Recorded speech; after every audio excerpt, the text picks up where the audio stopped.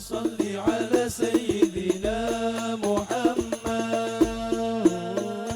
صلاة ترغب وتناشط وتحمس بها الجهادية وإعلاء دين الإسلام وتحمس بها الجهادية وإعلاء دين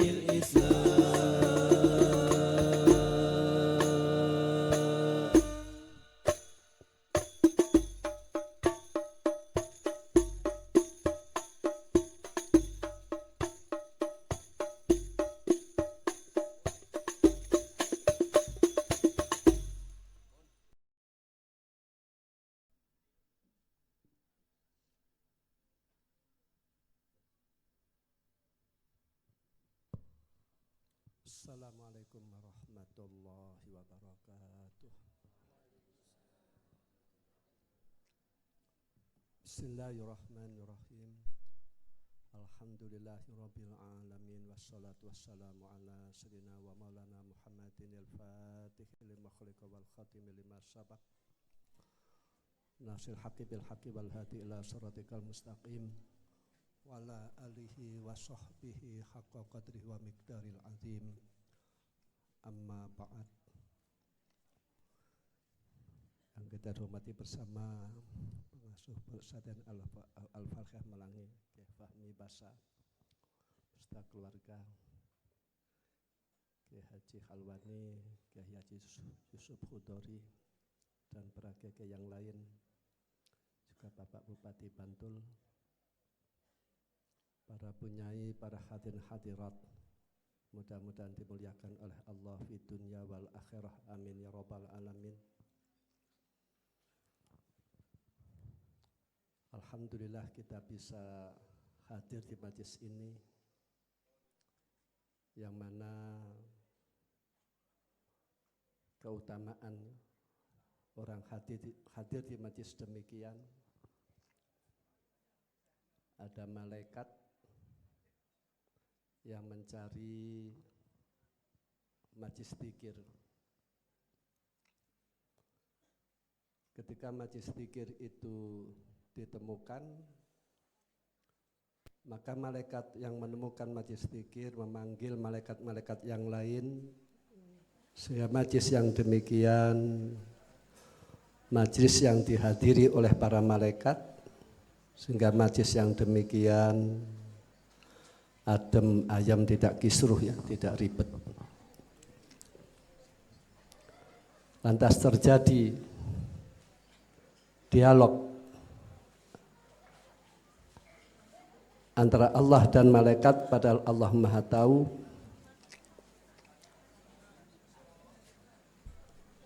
Dan majlis yang demikian rahmat Allah diturunkan, barakah Allah diturunkan. Orang yang hadir di majlis demikian, majlis zikir, majlis ilmi, majlis sholawat, itu dosa-dosanya diampuni oleh Allah Subhanahu wa ta'ala, dan tiap jangkah derajatnya dimuliakan oleh Allah dan diberi pahala oleh Allah Subhanahu wa ta'ala. Dan orang yang hadir di majlis demikian besok oleh Allah akan dikumpulkan bersama orang-orang sholihin di surga. Allahumma adkhilna al-jannah ma'ahum, amin ya rabbal alamin. Qala Rasulullah sallallahu alaihi wasallam, al-mar'u ma'aman ahab. Ayuksaru al-mar'u ma'aman ahab. Besok orang oleh Allah akan dikumpulkan di akhirat, ya, di surga, dengan siapa dia mencintai ketika di dunia itu. Mencintai siapa? Kalau dia itu di dunia mencintai orang-orang soleh dan tasabuh yang menyerupai orang-orang soleh, baik ucapannya, ibadahnya, akhlaknya, perilakunya. Kalau mencintai kan demikian, ya. Kalau orang mencintai fulan, otomatis tasabuh bil fulan. Maka mencintai yang direalisasikan dengan menyerupai ucapannya orang soleh, perilakunya orang soleh, ibadahnya orang soleh, maka orang tersebut besok oleh Allah dikumpulkan bersama orang soleh fil jannah. Namun tentu derajatnya berbeda ya. Misalkan saja kita mencintai Syekh Abdul Qadir Al-Jilani, ya tentu tidak mungkin derajat kita sama dengan Syekh Abdul Qadir Al-Jilani. Ibadahnya berbeda, ilmunya berbeda, makrifat billah berbeda, minimal mendekati.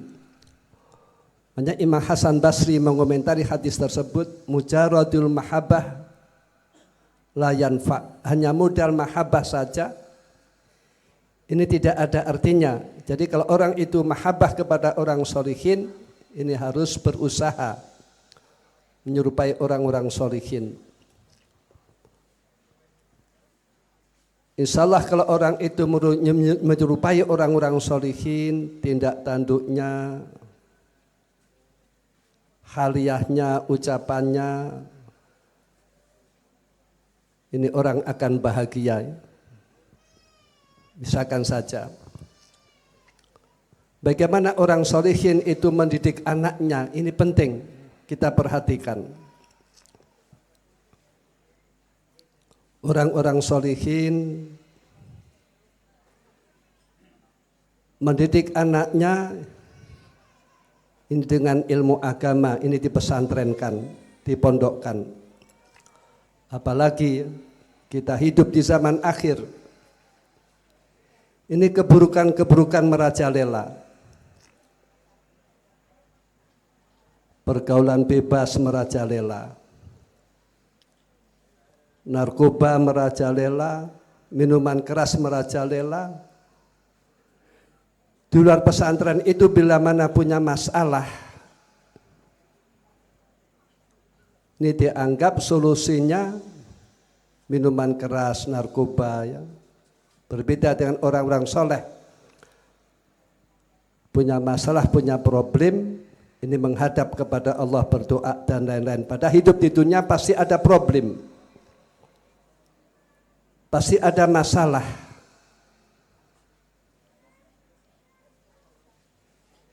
Tidak mungkin orang Islam itu di dunia itu enak terus, tidak ya. Namun diuji oleh Allah, sabar apa tidak, ridho apa tidak, istiqomah apa tidak. Qala Rasulullah sallallahu alaihi wasallam, may yuridillah bi khairan yusib minhu. Barang siapa yang dikehendaki oleh Allah kebaikan, ini oleh Allah diuji, sabar apa tidak, ridho apa tidak, tetap istiqomah apa tidak. Bila mana dia itu istiqomah, sabar, ridho, maka derajatnya dimuliakan oleh Allah Subhanahu wa ta'ala.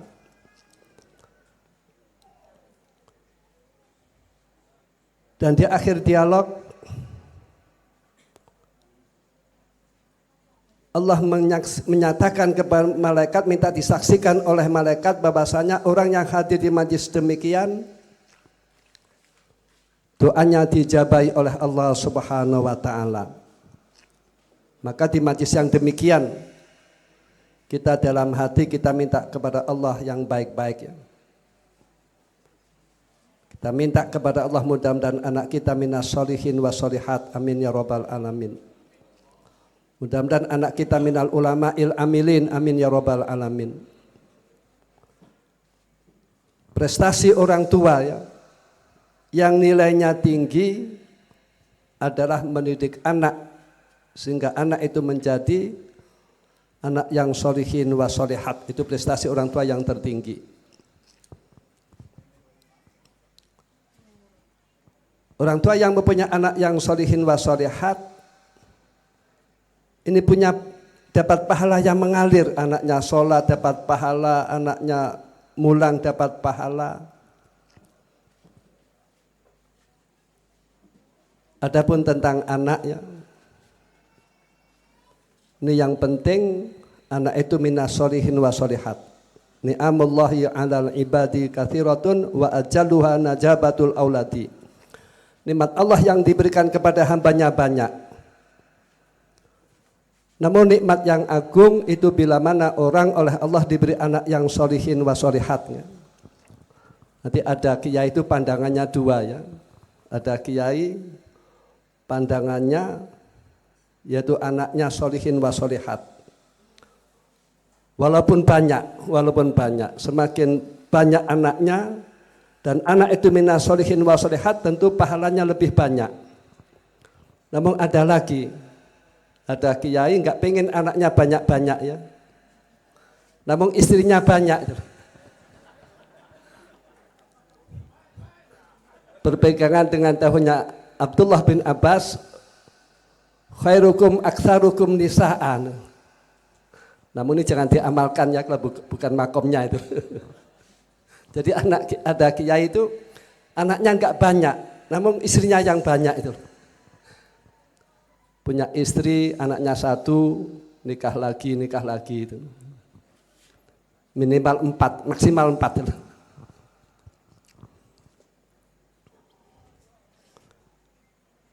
Imam Ghazali rahimahullah, bapaknya itu orang biasa, tidak terkenal, tidak masyhur. Namun bapaknya itu istiqomah ngaji. Orang istiqomah ngaji itu nanti ada atharnya. Allah mengatakan, wa naktubu ma qaddamu wa atharahum. Apa yang dilakukan oleh orang, ini oleh malaikat ditulis.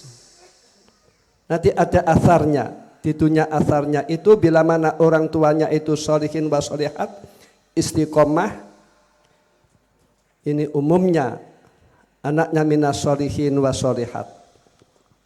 Seolah tidak ada ya.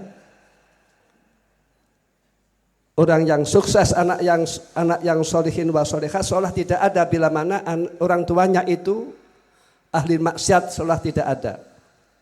Secara umum tidak ada. Mayoritas orang yang jadi sholihin wa sholihat ini mayoritas orang tuanya itu soleh dan sholihah. Maka disinilah pentingnya orang tua itu menjadi soleh dan sholihah. Adapun untungnya ya, orang bisa soleh dan sholihah ini ada jalan pintas, yaitu mau tobat. Wa tubu ilallahi jami'a ayyuhal mu'minun la'allakum tuflihun. Supaya kamu sekalian tobat wahai orang-orang mukmin, supaya kamu sekalian bahagia. Jadi artinya kebahagiaan itu dapat dengan pintas, ini dengan taubat. Ini dengan taubat. Jadi menuju soleh dan sholihah itu ini ada jalan pintas ya tobat. Misalkan membaca astaghfirullahaladzim alladzi la ilaha illa wal hayyul qayyum wa atubu ilaih. Jadi mayoritas orang-orang yang anaknya sholihin wa sholihat minal ulama'il amilin, ini bapaknya orang soleh dan ibunya orang sholihah. Jadi artinya orang tua yang seenaknya, orang tua yang seenaknya hidupnya, seenaknya berbuat maksiat, keluyuran dan lain-lain, ini maknanya tidak kasihan kepada anak turunnya. Ini maknanya. Orang tua yang hidupnya di dunia senang-senang,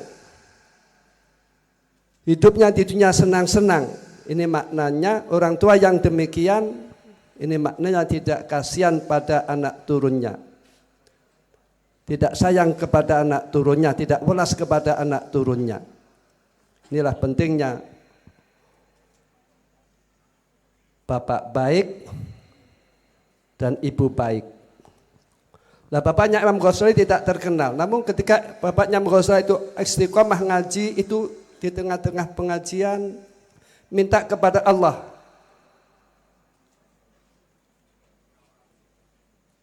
Minta kepada Allah diberi anak yang alim seperti guru-gurunya. Lantas oleh Allah diberi anak yang alim yaitu Imam Ghazali, sehingga titelnya Hujjatul Islam, Sedang kitab beliau dipelajari oleh lintas mazhab. Bahkan orang barat pun ini mempelajarinya. Inilah pentingnya orang tua istiqomah. Jadi di akhir dialog, orang yang hadir di majlis demikian, oleh Allah doanya dijabai oleh Allah Subhanahu wa ta'ala.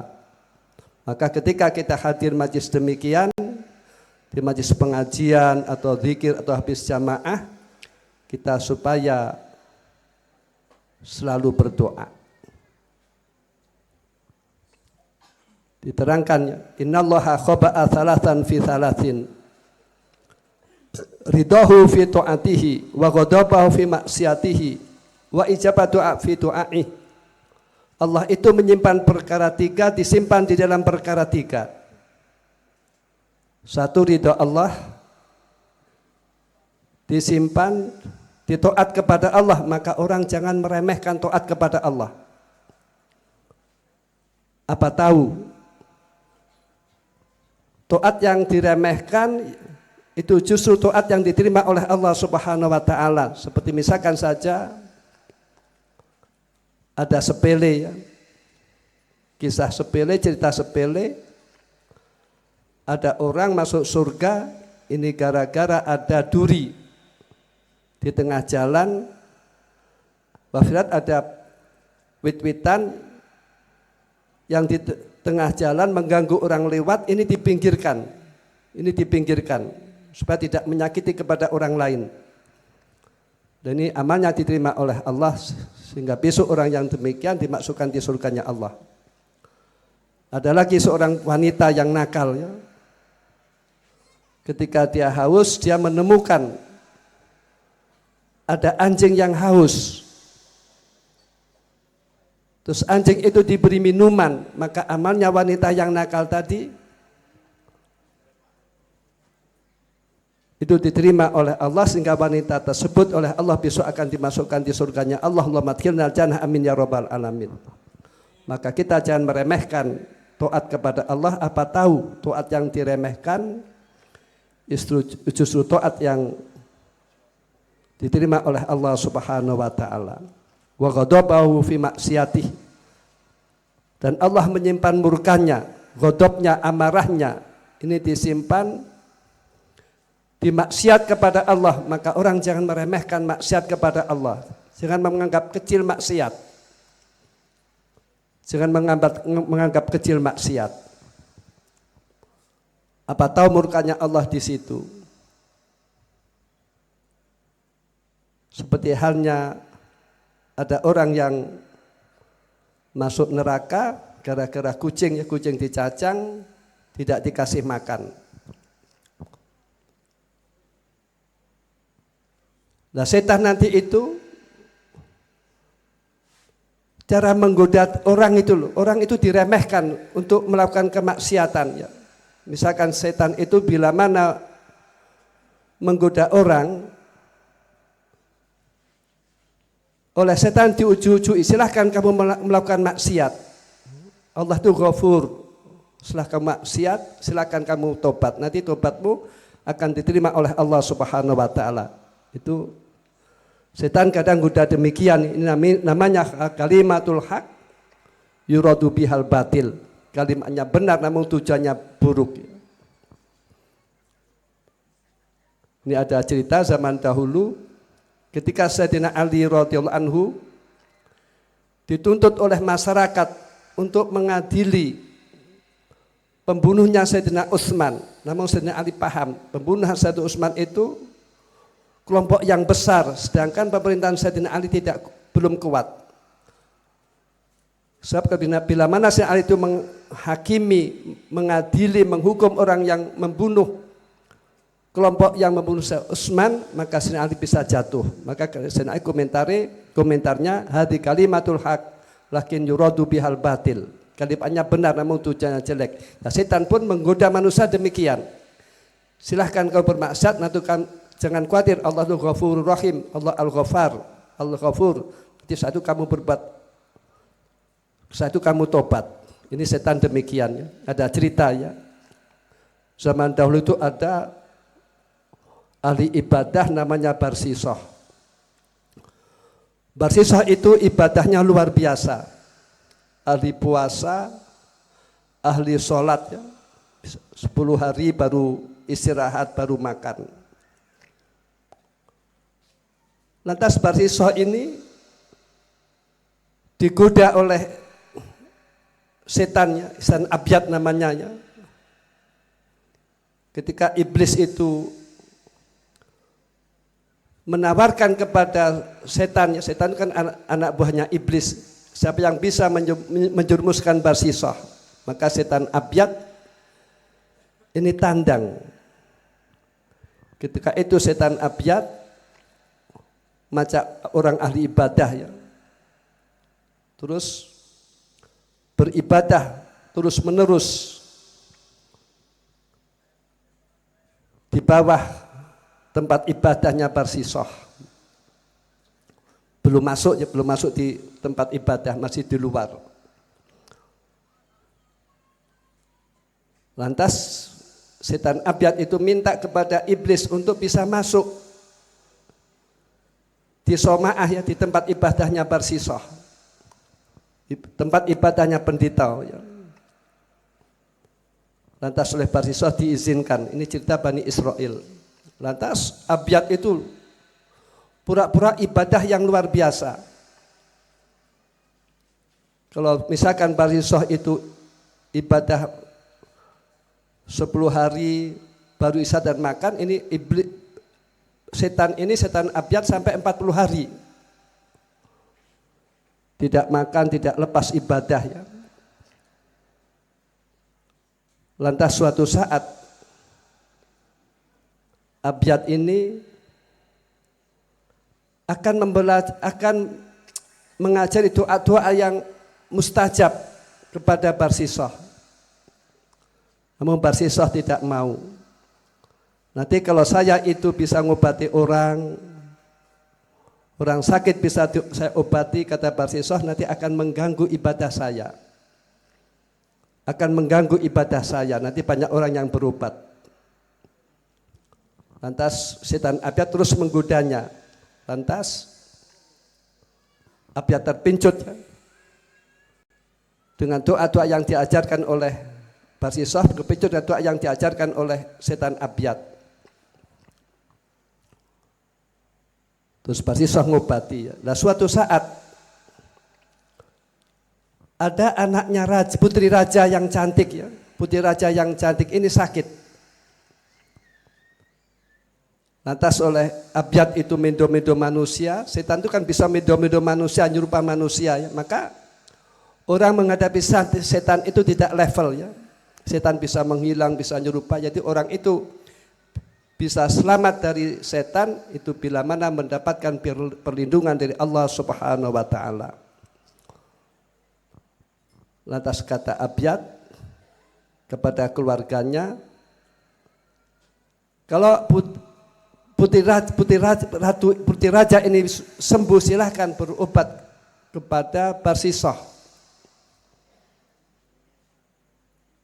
Namun ketika putri raja itu diantarkan ke Barsisoh, Barsisoh suruh nambani tidak mau, suruh ngobati tidak mau.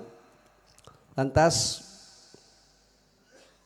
keluarga raja membangun tempat untuk putrinya di sebelah tempat ibadahnya Barsisoh, dan juga Barsisoh itu di tempatnya ibadah dibangun oleh kerajaan.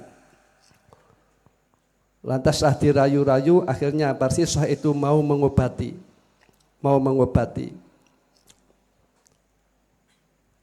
Nah, setelah diobati, nah putrinya raja ini kan cantik, terus terbuka auratnya menghadap kepada Barsisoh. Dapat bisikan setan, silakan kamu jimak saja, nanti satu kamu tobat kepada Allah, Allah Ghafurur Rahim. Itu kata setan demikian. Lantas terjadilah perzinaannya antara Barsisoh dan putri raja. Nah sekarang perzinahan itu kan merajalela, na'udzubillah min dalik ya. Padahal Orang zina itu, na'udzubillah min dalik, ini dampaknya luas. Kalau orang itu ahli zina, ini biasanya banyak penyakitnya. Berbeda dengan orang jima kepada istrinya, ya. Ini malah sehat, kan anehnya. Sama-sama perbuatannya, kalau zina itu bisa mengandung penyakit, kalau suami istri itu bisa menyehatkan. Ini kan aneh. Maka orang ahli zina akan berpotensi dapat kena penyakit ini, bahkan ada yang mati ya, jantungan dan lain-lain. Namun kita tidak menemukan, maaf, suami istri yang kumpul terus mati kan tidak ada. Namun kalau orang zina di hotel mati kan sering terjadi demikian. Setelah zina, maka perempuan itu hamil. Terus dibisi oleh iblis lagi. Dibunuh saja, setelah itu kamu bertobat. Supaya kamu tidak terbuka keburukanmu ya. Lantas wanita tersebut itu dibunuh oleh Barsisah. Lantas dengan proses, akhirnya keluarganya mencari, terus Barsisah tertangkap. Akhirnya oleh keluarga kerajaan diambil tindakan. Terus setan abyad mendatangi lagi.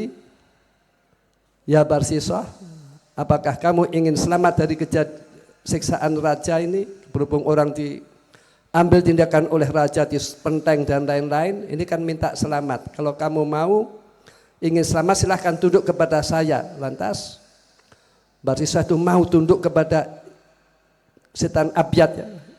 Mau bersujud namun dengan isyarah. Terus akhirnya Barsisah itu meninggal dunia dalam keadaan su'ul khatimah, na'udzubillah min dalik.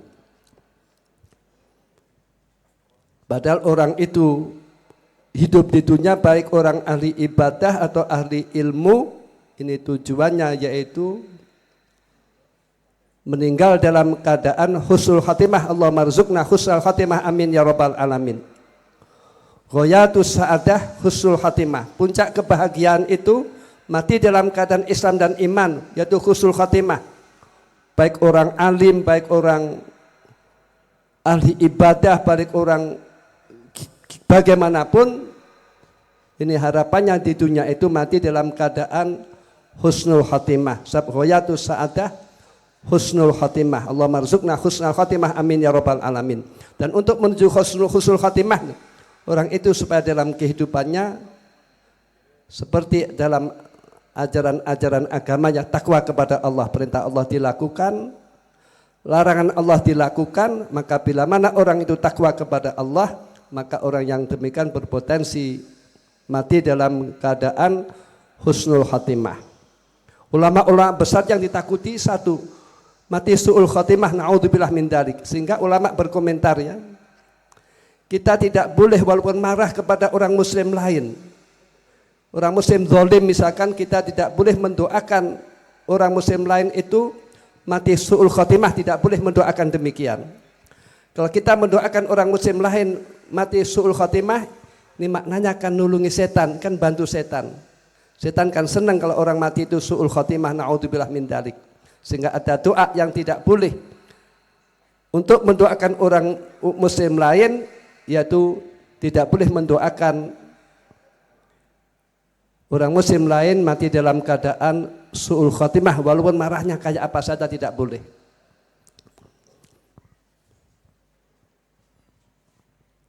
Dan Allah menyimpan ijabatu doa itu di dalam doa kepada Allah Subhanahu wa ta'ala. Maka orang jangan meninggalkan doa yang akan dibaca. Orang jangan meninggalkan doa yang akan dibaca oleh orang lain. Kita membaca amin amin jangan ditinggalkan. Apa tahu doa yang kita amini atau doa yang kita baca ini doa yang dijabai oleh Allah Subhanahu wa taala. Firwayat wa bilayatahu fi abdihi, dan walinya Allah itu disimpan di hambanya Allah, maka orang jangan meremehkan orang lain. Apa tahu orang yang diremehkan itu merupakan waliyun min auliyaillah. Namun la ya'riful wali illa wali. Tidak tahu wali kecuali wali. Ini ada hikmahnya. Kalau kita itu menyakiti orang lain, kita tidak tahu itu wali, ini berbeda dengan kita menyakiti orang lain. Kita tahu itu wali, terus kita menyakiti, ini bahaya. Allah dalam hadits qudsi mengatakan, man adali waliyan faqad adzantuhu bil harb. Barang siapa yang menyatakan memusuhi kekasih Allah, maka Allah akan menyatakan perang kepada orang tersebut. Ini al-murad bihi lazimuhu. Kalau orang itu memusuhi kekasih Allah, maka orang akan hancur, orang akan kualat. Yalhudu rahimakumullah. Jadi prinsipnya yang diharapkan orang itu bahagia ya, fi dunya wal akhirah. Adapun kalau orang itu ingin bahagia fi dunya wal akhirah, ini prosesnya harus dengan ilmu agama. Orang dengan ilmu agama ya dipondokkan, maka saya tadi ngomong-ngomong dengan Gus Fahmi, di Melangi ini kan banyak pesantren, ini kan merupakan jasa-jasa ulama dahulu. Ini kan sangat luar biasa. Pendapat saya ya, ulama Mesir itu alim, banyak yang alim. Ulama Irak banyak yang alim. Ulama Yaman banyak yang alim. Ulama Maroko, ulama sebanyak yang alim. Namun kita akan sulit menemukan ulama di sana membaca kitab Ihya awal sampai akhir khatam, Makhalis awal sampai akhir khatam, Fathul Wahab awal sampai akhir khatam. Ini akan kesulitan. Adapun di Jawa kan banyak ya. Di Melangi banyak, di Tegalrejo banyak. Ini merupakan kehebatan kiai-kiai Jawa. Pesantren pun paling banyak di dunia adalah di Indonesia. Santri pun paling banyak yaitu di Indonesia. Hampir 1,5 juta santri, adapun pesantren hampir 50.000. Supaya di zaman sekarang ini kita perhatikan memondokkan anak. Anak dipondokkan supaya akhlaknya baik, supaya adabnya baik, supaya bisa berbakti kepada kedua orang tua. Dan anak dipondokkan supaya mempunyai ilmu. Orang mempunyai ilmu itu menjadi mulianya, walaupun bapaknya siapa saja, walaupun berlatar belakang apa saja. Nanti banyak cerita-cerita ulama besar asalnya orang bajingan. Terus dia tobat, belajar menjadi ulama. Sahabat Anas bin Malik ini sederhana, al-alim man amila bi ilmih, orang alim itu orang yang mengamalkan ilmunya. Al-ulama warasatul anbiya, ulama pewaris para nabi. Ulama itu yang orang yang mengamalkan ilmu. Qala Isa alaihissalam, man alima wa amila wa alama yud'a fi malakutis samawati azima. Orang yang mempunyai ilmu diamalkan serta diajarkan, ini derajatnya oleh Allah diberi derajat yang mulia, yang agung. Derajatnya hanya di bawah nabi. Wa hum warasatul anbiya, belah pewaris para nabi. Dan ini kan bisa diikhtiari, orang menjadi ulama bisa diikhtiari. Walaupun bapaknya siapa saja, walaupun latar belakang apa saja. Dan orang dipondokkan supaya menjadi orang soleh. Orang tua yang baik itu hanya berharap anaknya itu jadi orang soleh. Anak bila mana tidak soleh, ini tidak ada artinya bagi orang tua. Maka orang tua yang dapat pahala yang mengalir ini bila mana punya anak yang soleh, waladin solihin yat'ullah. Sebab bila mana anak itu tidak soleh, ini amalnya tidak diterima oleh Allah Subhanahu wa taala. Innama yataqabbalallahu minal muttaqin. Allah itu menerima amalnya hamba bila mana yang melakukan hamba tersebut orang yang takwa, orang yang soleh.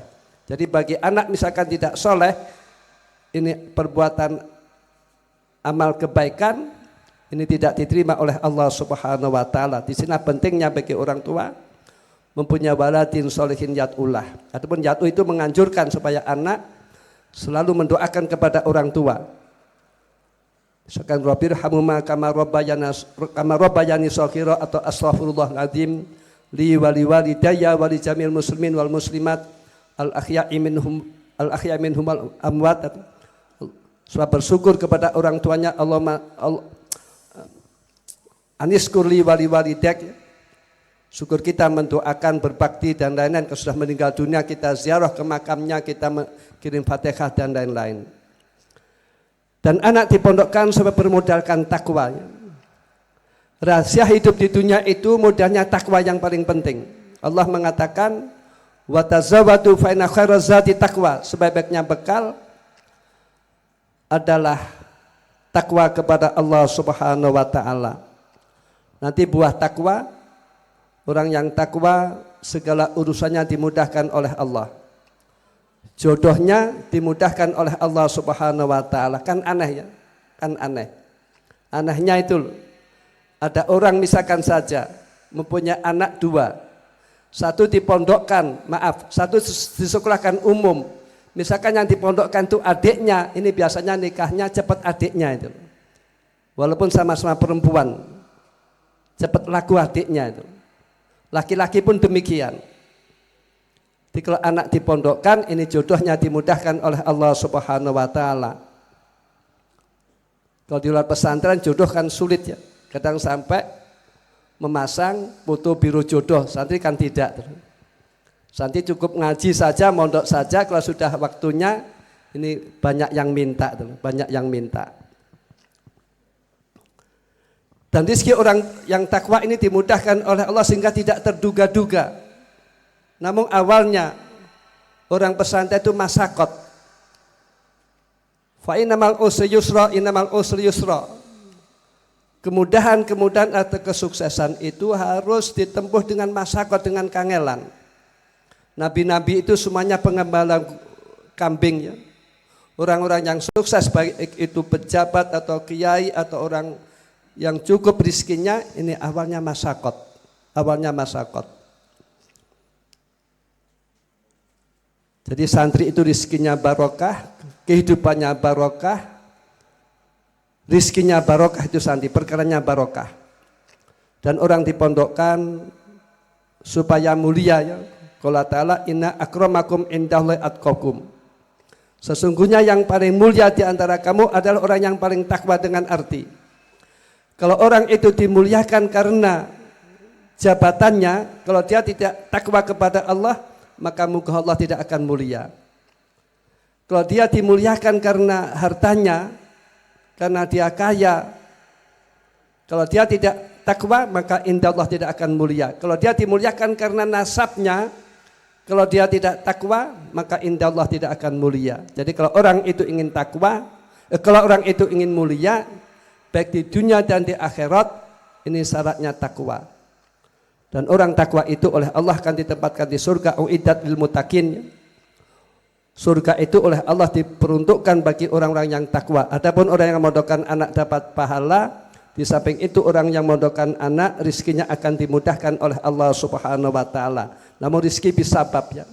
Mondokkan anak terus ngu ayam atau berkebun, nanti rizkinya diberi kemudahan-kemudahan oleh Allah Subhanahu wa taala. Tidak ada ceritanya ya. Orang mondokkan anak bangkrut, tidak ada. Makalah katanya kalau orang mondokkan anak, ini kadang malah bisa beli tanah. Ini bagi yang mampu ya.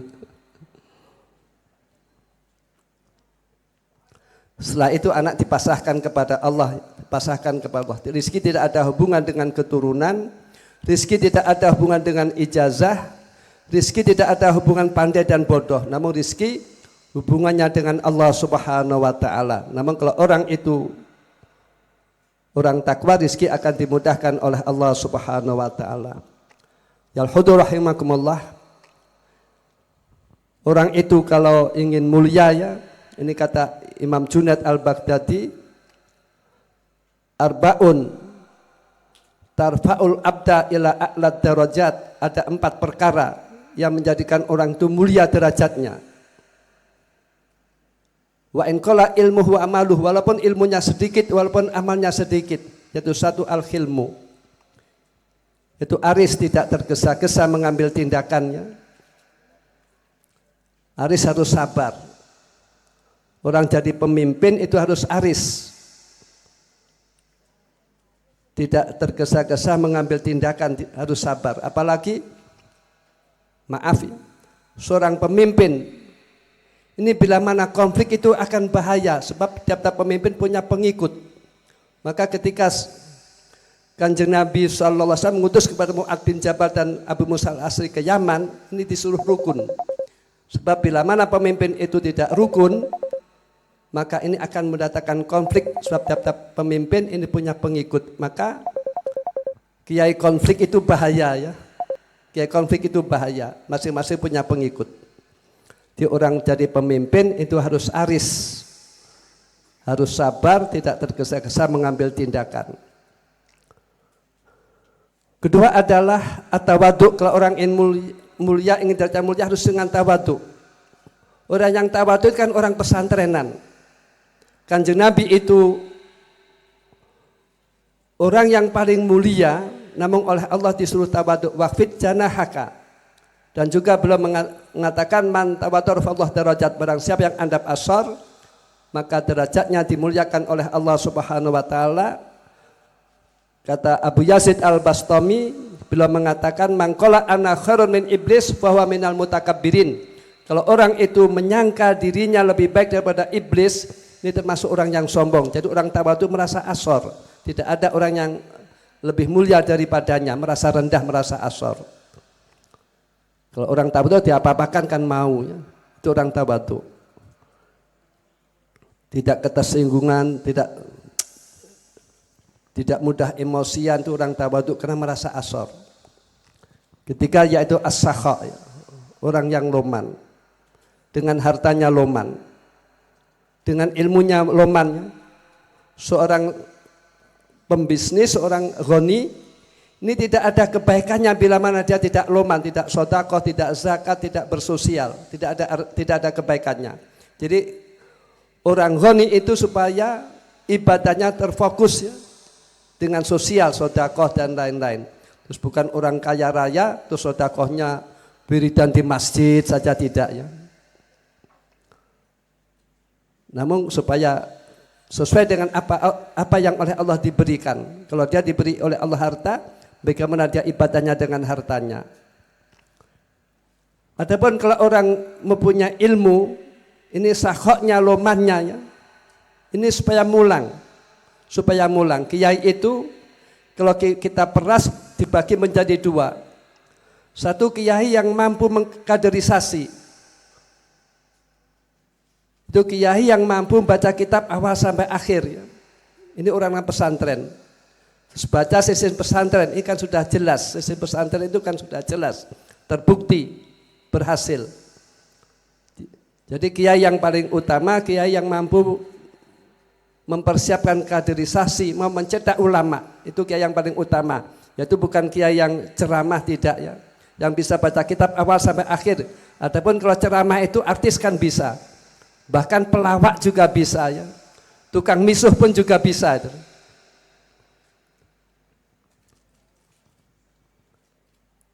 Adapun sakha fil qalb, ini hatinya longgar, mudah memaafkan, mudah memaklumi, hatinya empuk ya. Ini sakha fil qalb. Dan keempat yaitu husnul khuluq, akhlaknya baik. Orang itu bisa diterima di tengah-tengah masyarakat dengan akhlakul karimah. Orang bisa diterima di tengah-tengah keluarga harus dengan akhlakul karimah. Orang ngurusi pesantren, ngurusi madrasah, ini harus dengan akhlakul karimah. Karimah itu merupakan puncak. Rasulullah diutus oleh Allah, yang mana Kanjeng Nabi mengatakan sallallahu alaihi wasallam, innama bu'istu li utamima makarimal akhlak. Saya diutus oleh Allah untuk menyempurnakan akhlak. Karimah nanti terakomodir di ayat khudil afwa wa'mur bil urfi wa'rid anil jahilin, supaya kamu memaafkan. Dan perintah tentang perintah kebaikan pada iktifatnya dan nahi mungkar. Dan berpalinglah dari orang-orang bodoh, dengan arti bila mana orang bodoh itu ngajak tukaran, ini jangan diladeni, jangan dihadapi. Sebab orang bodoh itu bila mana tukaran, ini kata-kata kotor keluar, perilaku kasar akan keluar. Jadi orang bodoh itu rahasianya, bila mana ngajak tukaran jangan diladeni. Dan karena itu yang paling mulia yaitu mendahulukan orang lain. Ketika Nabi Musa alaihissalam mendengar ya, ada berita Allah akan mengutus Nabi yang paling utama, maka Nabi Musa tanya kepada Allah, dengan apa Nabi Muhammad itu mulia? Dijawab oleh Allah, kamu tidak kuat ya Musa. Namun Nabi Musa ngoyok ya, tanya, lantas dijawab oleh Allah.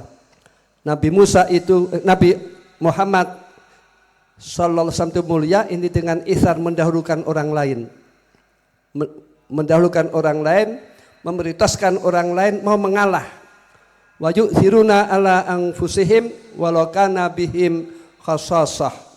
Orang mulia itu orang yang mau mendahulukan orang lain, orang yang mau mengalah walaupun dirinya butuh. Punya makanan sedikit dikasihkan orang lain, dia pilih lapar. Seperti Kanjeng Nabi ketika Siti Fatimah minta khodim, terus ada sahabat yang butuh khodim, maka sahabat itu diberikan, maka khodim diberikan kepada sahabat, tidak diberikan kepada Siti Fatimah. Namun Siti Fatimah ganti kalau akan tidur supaya membaca Subhanallah 33, Alhamdulillah Allah 33 seperti aurat dalam ketika pada sholat. Dan aurat itu lebih utama daripada khodimnya, sebab dengan doa-doa orang itu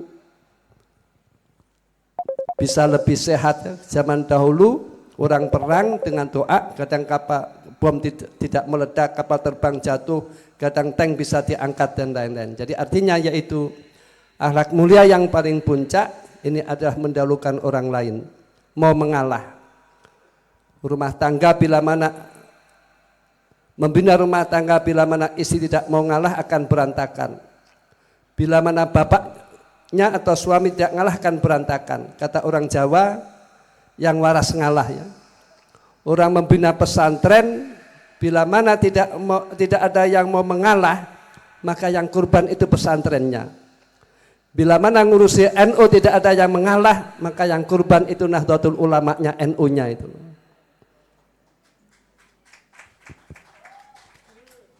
Jadi kalau orang itu ngurusi pesantren dan lain-lain, ini untuk bisa menjadi rukun, ini harus mau mengalah.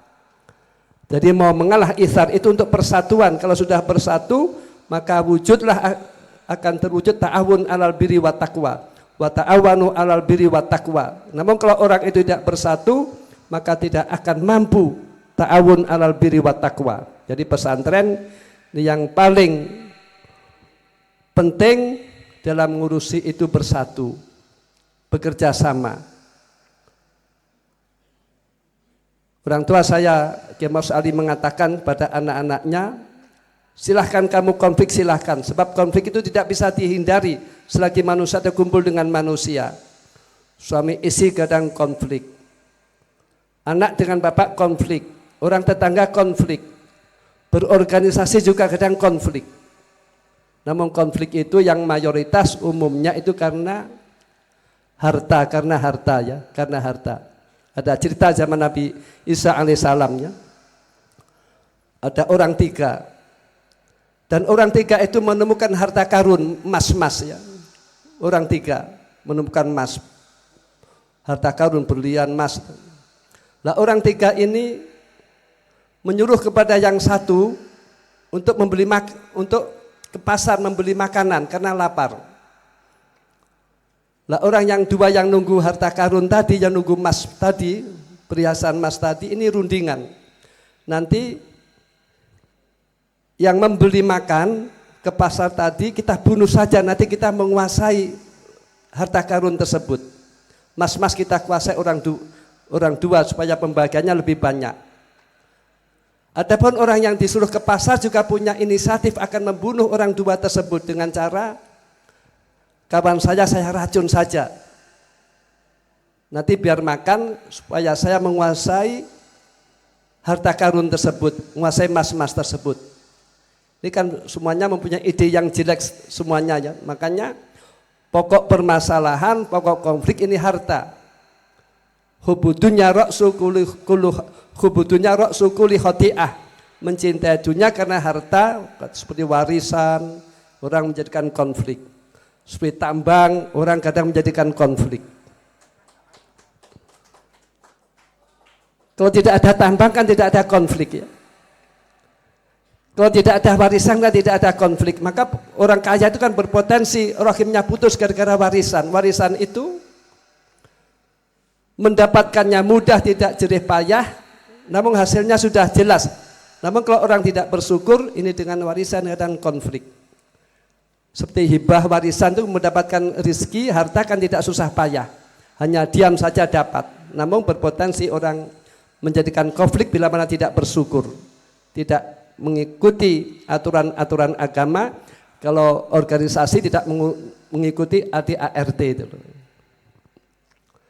Lantas yang membeli makan tadi datang, membawa makanan, lantas rencana orang dua tadi yang menunggu harta karun mas-mas tadi, orang yang membeli makanan dibunuh terus mati. Setelah mati dia lapar, makannya dimakan. Enggak taunya makanan itu beracun. Terus dimakan, terus ketiga-tiganya mati semuanya. Terus Nabi Isa datang, dapat wahyu bahwasanya orang ini mati, ketika dia mati ini gara-gara harta. Maka orang konflik ini bisa ditebak saja, orang konflik itu sebab harta, sebab rebutan harta. Tidak ada yang lain, tidak ada yang lain. Kalau organisasi ini konflik sebab harta, sebab harta. Jadi akhlak yang paling mulia yaitu isar, ya, mendahulukan orang lain. Orang usi pondok harus isar, harus mengalah. Jadi kata orang dasar, silahkan kamu konflik. Namun konflik jangan diterus-teruskan. Barang buruk itu jangan diterus-teruskan. Barang jelek itu jangan diterus-teruskan. Orang konflik itu bila mana tidak menyapa 3 hari 3 malam itu haram. Kecuali yang ada alasan syar'i. Dia nyatru tidak ngajak ngomong kepada saudaranya atau orang lain, karena orang lain itu atau kawannya itu atau saudaranya itu berbuat maksiat, tidak mau tobat atau berbuat bid'ah, itu tidak ada batasannya. Namun kalau tidak ada alasannya, ini batasnya harus 3 hari 3 malam. Bila mana 3 malam itu tidak saling sapa menyapa, maka haram, mendapatkan dosa semuanya, dan amalnya oleh malaikat belum diterima oleh Allah Subhanahu wa taala. Setiap hari Kamis dan Senin ini amalnya hamba Allah diaturkan oleh malaikat kepada Allah. Namun kalau orang konflik ini amalnya belum diterima oleh Allah Subhanahu wa taala. Maknanya kalau orang konflik ini merugikan dirinya sendiri. Orang konflik tidak akan mulia derajatnya. Lah orang yang baik, bila mana orang itu nyatur kepada orang lain, tidak ngajak ngomong, dia mendatangi, dia uluk salam. Kalau dia sudah uluk salam yang di satu tidak menjawab salam, ya sudah bebas, ya. Dia tidak berdosa. Namun kalau sama-sama menjawab, maka kedua-duanya dapat pahala. Nah, adapun orang yang terbaik bila mana ketemu dengan orang lain, ini yang mendahului mengucapkan assalamualaikum warahmatullahi wabarakatuh dan mendahului jabat tangan dan yang paling ramah. Jadi maknanya kalau orang itu ketemu dengan orang yang merengut saja, ini kan malah diuntungkan, dapat pahala yang banyak itu. Jadi ketika orang dua itu bertemu, yang terbaik adalah yang memulai uluk salam, berjabat tangan, dan orang yang ramah. Jadi keburukan-keburukan itu tidak perlu dipertahankan. Kata orang tua saya, silahkan kamu konflik, namun jangan diteruskan, supaya disudahi. Imam Ghazali rahimahullah mengatakan, la khaira fi khairin la yadum, bali saru la yadum khairun min khairin la yadum. Tidak ada kebaikan bila mana kebaikan itu disudahi. Dengan arti lagi, mantan kiai ini tidak ada kebaikannya. Namun kalau mantan bajingan jadi kiai, itu kan lebih baik daripada mantan kiai. Jadi kalau tidak ada suatu kebaikan yang disudahi, bahkan keburukan yang disudahi, yang ditobati, ini lebih baik daripada kebaikan yang disudahi. Itulah kami sampaikan, al-afu minkum ihdinas siratal mustaqim. Rabbana atina fid dunya hasanatan wa fil akhirati hasanatan wa qina adzabannar. Rabbana hab lana min azwajina wa dzurriyyatina qurrata a'yun waj'alna lil muttaqina imama. Rabbana ighfir lana wa li ikhwanina alladziina sabaquna bil iman wa la taj'al fi qulubina ghillan lil ladziina amanu rabbana innaka ra'ufur rahim. Allahumma aslih dzata bainana wa alif baina qulubina wa hdina sabila salam wa najina. Allahumma ij'al hadhil ma'ahid ya fi nafi' mubarak wa ij'al man sakana wa man dahala fiha ya Allah min ibadika wa min ulamaikal amilin Allahumma ja'alna wa ya waqsurna wa ja'am fi zumrat Allahumma ja'alna Allahumma ajirna wa ya Rabbana inna a'tayna Allahumma ighfir lahum Rabbana taqabbal minna innaka antas sil Fatihah.